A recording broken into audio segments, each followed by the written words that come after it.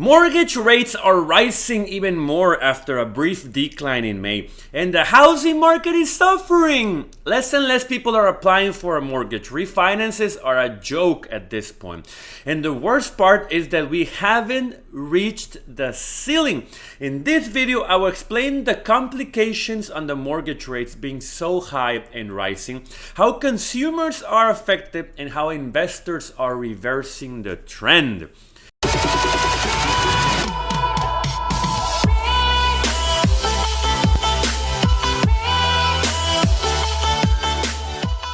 Hi there, welcome to your channel, The Foreigner in America, where I teach locals and foreigners everything related to money and personal finances, including investing in the markets, crypto, real estate, and businesses. So if you're someone like myself who wants to achieve greater wealth in life, you don't settle for pennies but for Benjamin, and you love money, please subscribe to this great channel and hit that bell so you don't miss any one of my weekly videos. Also, check out my Instagram and TikTok at The Foreigner in America, my blog under the same name, and my book, which I will leave a link below for you to check out. So without further ado, let's begin. Mortgage rates are back on the high side and rising after just a brief decline in May, and the housing market overall is lacking on listings. Mortgage demand continues to drop.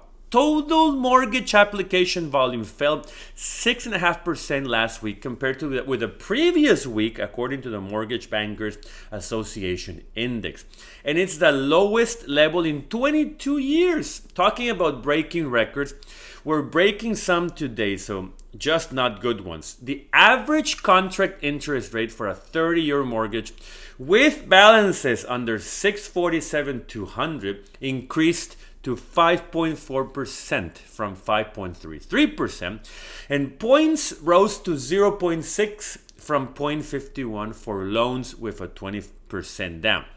So what does this mean in numbers? Well, every $100,000 to get from a mortgage company for 30 years, comparing a 3% to a 5.4% means that you will pay $140 per month more now than a year ago. $140 per month for every $100,000 of mortgage loan. That is quite significant. For example, for $500,000, it's 140 times 5 or $700 per month more. What could you do with $700 per month? Now that you understand how significant it is to buy a house today versus a year ago, refinancing will also be very good for you when rates drop back down again. And trust me, they will. Not in the next 2 years, but they will. Refinance demand fell another 6% for the week and was 75% lower than the same week a year ago. Who the hell wants to refinance a loan at 5.4%? The applications for a mortgage to purchase a home fell 7% for the week and were 21% lower than the same week 1 year ago. So what does this mean? People are not buying homes like before, but houses will not drop in price until supply outpaces demand. Right now, there's still not enough homes in many markets for the buyers, like in Austin, Texas. 6 months from now or 12 months from now, if things stay the same or worse, which I believe that will be the case, then the number of houses on inventory will surpass the number of buyers. So more houses and less buyers will force the available homes for sale to get a discount. So if you're selling something, do it and do it fast before this happens. Now, this is where it gets interesting, and we do some math.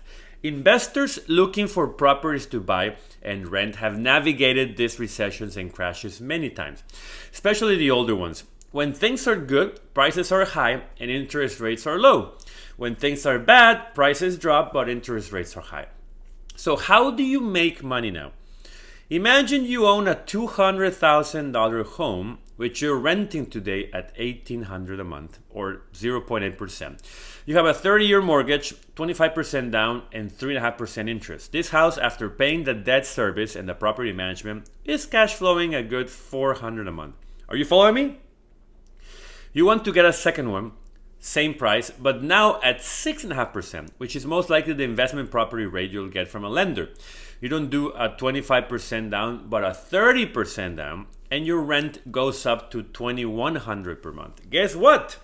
You need a little bit more money down, yes, a 5% more or 10 grand, but you will make even more cash flow due to the higher rents. The key here is the rent increase. Whenever you ask yourself why your rent is increasing, it's because landlords are trying to get their money on a higher interest rate.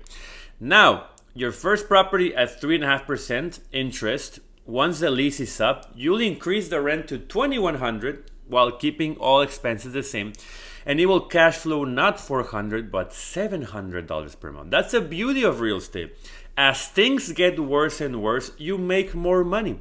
In a year or two, the $200,000 house you bought will be worth $220, $240, $270, and so on, while still giving you more and more rent. Who loses here? The landlord? Nope. The government? Nope. They're getting their taxes on rent minus depreciation. It's the tenant. The tenant is who gets destroyed when things are bad. And which social class is the tenant from?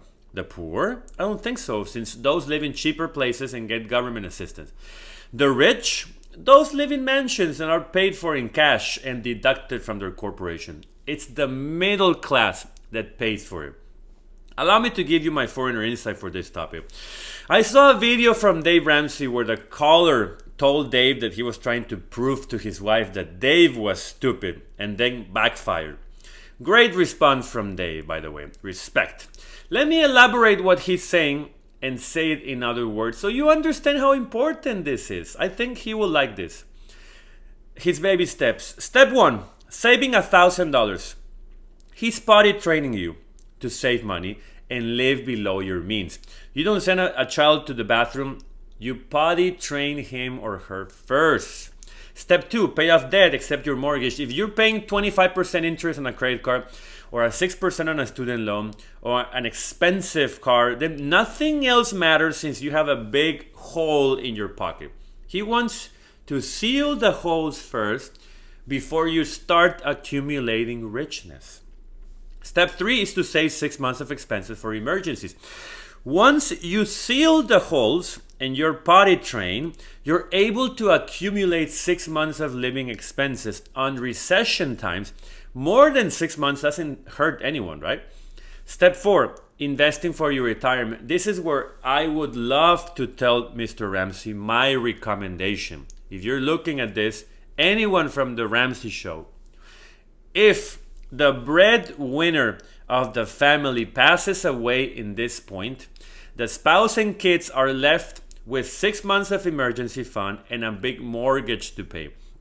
If they cannot pay for the house, they'll end up on the streets. I will add a step here and get basic life insurance that covers both your mortgage balance and your kids' college education. Then, step 5 is saving for your kids' education. Why is this? To prevent student loans. Step 6 is to pay off the house, which is smart since no one will kick you out in bad times.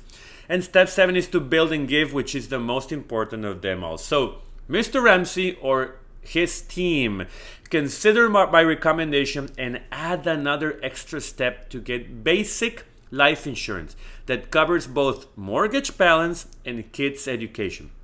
And let me know if I'm completely mistaken with this. If you have more than 1 year worth of expenses, put it in a 4% savings account and invest the rest. Buying real estate is a great option. Buying stocks is a great option. 401k, IRA, any pre-tax account is a great option. But do not sit on more than 1 year of cash because inflation will eat your money like rats. The only person in danger is who has a single source of income and dead and doesn't invest. But remember, take control of your life and take control of your money. So thanks a lot for watching this video. If you enjoyed it and found useful information, give me a like, subscribe, and hit that bell so you miss any one of my videos as soon as they come out. So have a great day. Don't lose any money, and I'll see you next time.